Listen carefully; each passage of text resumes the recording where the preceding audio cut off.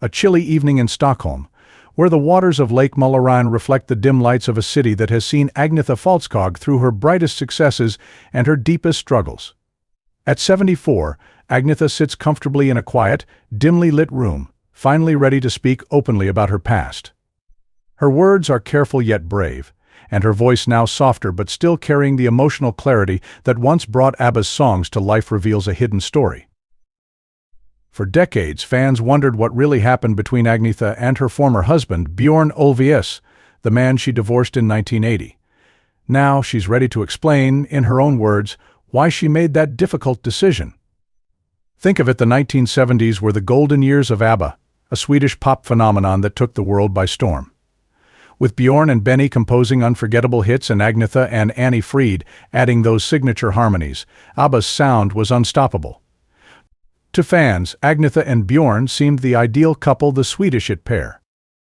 But fame has a way of concealing cracks, and under the glittering facade, their relationship was crumbling. Agnetha now reveals that while their music brought joy to millions, her marriage was filled with silent struggles. From the outside, it looked perfect. They performed hit after hit together, smiling for the cameras, their chemistry electric on stage. But Agnetha's smile, she now admits, was often hiding her unhappiness. "I felt like I was losing myself," she says, her voice trembling as she recalls those years. "Bjorn was so focused on his work, on the music, that there was hardly any room left for us." ABBA's rise demanded relentless dedication, but for Agnetha, the pressure went beyond the stage. She was a mother, a wife, and a pop star, stretched between roles that left her exhausted and yearning for support that she couldn't find in her marriage. Fame changed Bjorn, she recalls. The man she had fallen in love with was once attentive, supportive, and shared her dreams. But as ABBA soared to new heights, Bjorn's passion for success became all-consuming. He spent countless hours perfecting songs, planning tours, and overseeing production. Agnetha, by contrast, found herself overwhelmed by the intensity. She was already struggling with her role as a mother and the demands of constant travel. He became distant, like he was slipping away into a world of his own where I didn't belong, she confides. For Agnetha, there was nothing worse than feeling invisible to the man she loved. Their lives became a performance, she says, smiling for the cameras and pretending their relationship was intact while she felt her heart breaking. And while they shared the stage, their private lives were drifting further apart. "I wanted a partner, not just a bandmate," she says, her words heavy with decades of unspoken pain. But it seemed like Bjorn was already married to the music behind the scenes. Agnetha faced battles that few could imagine. As a mother, she wrestled with the guilt of being away from her children for long periods, often on grueling tours across continents. Every day away from them weighed on her, but returning home didn't always mean peace. Her heart longed for a quiet life, a place where she could balance motherhood with music without feeling torn. But Bjorn's drive was relentless, his ambition boundless. For him, ABBA was everything. Agnetha describes how loneliness crept into her life during these years. Surrounded by crowds of adoring fans, she felt isolated. Bjorn, wrapped in his own dreams, seemed to offer little comfort. "It's hard to explain," she says softly, her gaze distant. "I was in a marriage, but I felt alone."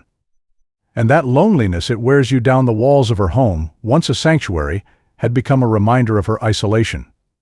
And it was this quiet suffering that began to erode her love for Bjorn.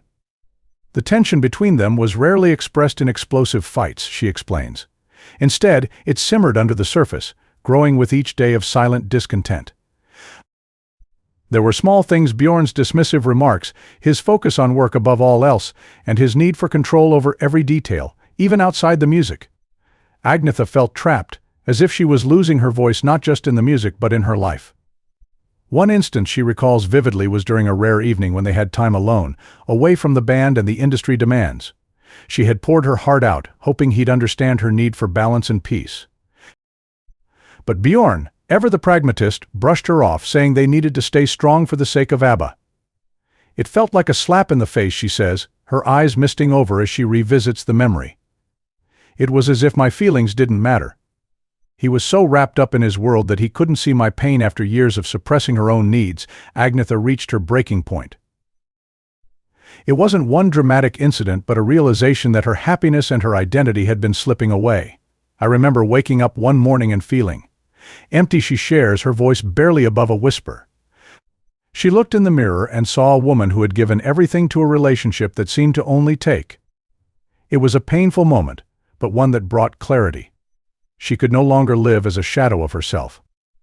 Making the decision to leave was agonizing. She knew it would shatter the image fans had of ABBA as the perfect group, united both on and off stage. But Agnetha also knew that staying in a marriage that drained her was no longer an option. It wasn't easy, she confesses, her voice heavy with the weight of the past. But I realized that if I didn't leave, I'd lose myself completely. And so, in 1980, the couple announced their divorce, shaking the world and forever altering the dynamic within ABBA. Leaving Bjorn wasn't the end of her challenges, but a raw beginning. Free from the image of the perfect Swedish couple and the weight of ABBA's legacy, Agnetha stepped into a world where she no longer had to play a role for the cameras. Yet, liberation came with its own price. As the lights dimmed on ABBA and the band went their separate ways, Agnetha found herself plunged into an unsettling silence, a quiet that exposed everything she had buried. Fame had taken her so high, and now the descent was daunting, each step forward confronting her with loneliness she hadn't prepared for. Her name was still on everyone's lips, but her heart was weary and in desperate need of something real. The years after ABBA's split were far from idyllic. She faced intense media scrutiny, hounded by the press eager to feed on her vulnerabilities. Every relationship she tried to cultivate, every outing, every new song was dissected, her privacy shattered by a world that seemed to forget she was a human being who needed space to heal.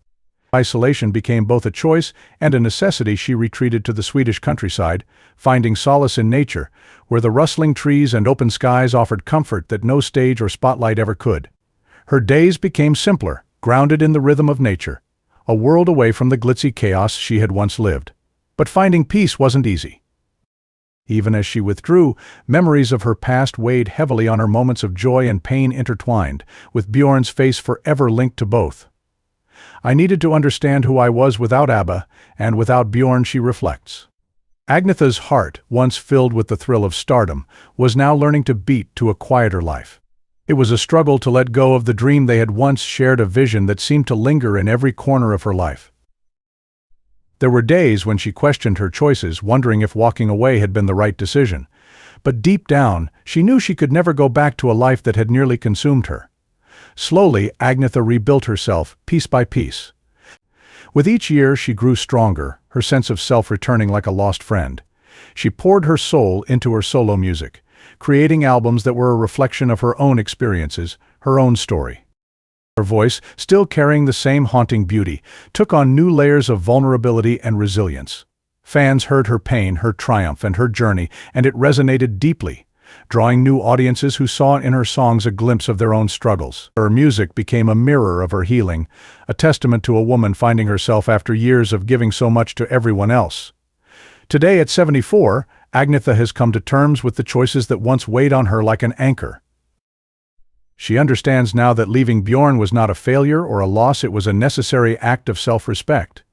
It wasn't just about leaving him, she says, her voice steady and assured, but about reclaiming my happiness. She sees now that her decision to walk away was not just a step out of a marriage, but a leap into her own life, a life where her happiness, her voice, and her peace took center stage. In the quiet of her later years, Agnetha has found the clarity she once sought. The journey hasn't been easy, but she knows that it has brought her closer to herself than ever before. She carries no resentment, only wisdom, a profound understanding that life's greatest struggles often lead to its greatest gifts. For Agnetha, the legacy she now cherishes isn't defined by the fame, the records, or the tours, but by the strength it took to walk away and finally stand as herself, unafraid and free. As she shares her story now, Agnetha's words carry a message for anyone who has felt trapped or invisible in their relationships. Don't lose yourself for someone else's dreams, she says, her voice firm and unwavering. It took me years to realize it, but sometimes the bravest thing you can do is choose yourself.